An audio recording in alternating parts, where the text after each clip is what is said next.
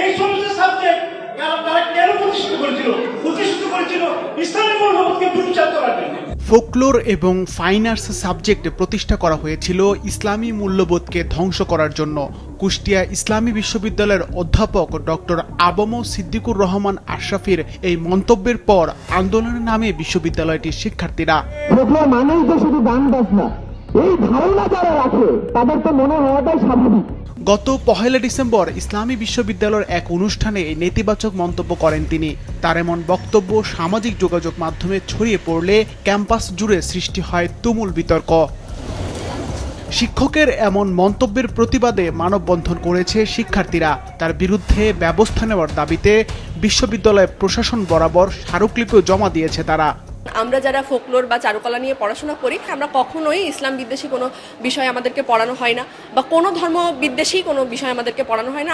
আমাদের কাজ সংস্কৃতি জানা, আমাদের রুট জানা। তো রুট জানতে গেলে আসলে আমাকে যে ইসলাম বিদ্বেষী মনোভাব ধারণ করতে হবে ব্যাপারটা এমন নয়। এই ডিপার্টমেন্ট আসলে কোনোভাবেই সামঞ্জস্য নয় এবং এটা বর্তমান সময়ে অযৌক্তিক একটা ডিপার্টমেন্ট যেখানে নাস্তিকতার সাথে সামঞ্জস্যপূর্ণ করছে। এটা আসলে কোনোভাবেই মেনে নেওয়া যায় না। এমন হাজারো আশরাফি স্যার, এমন হাজারো আশরাফি স্যারের মতো শিক্ষার্থী প্রতিনিয়ত ফোকলোরকে অবমাননা করছে।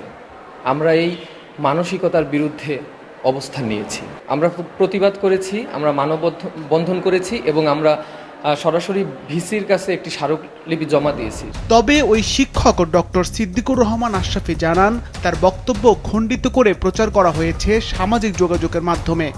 আমি কিন্তু ফাইন আর্টস অথবা ফোকলোর, এই জাতীয় ফোকলোর আমাদের প্রয়োজন আছে, আমাদের সামাজিক প্রেক্ষাপটে ফোকলোরের প্রয়োজন আছে।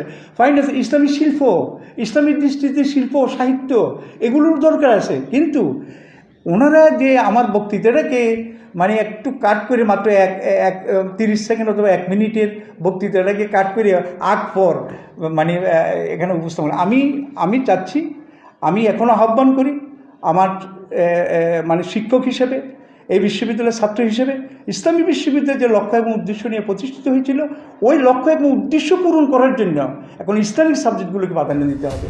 শিক্ষকের এমন মন্তব্যে শিক্ষার্থীদের মাঝে ক্ষোভের দেখা দিলেও এ বিষয়ে কোনো মন্তব্য করতে নারাজ বিশ্ববিদ্যালয়টির অন্যান্য শিক্ষক এবং বিশ্ববিদ্যালয় প্রশাসন। সিফাত রহমান, মাছরাঙা, নিউজ ডেস্ক।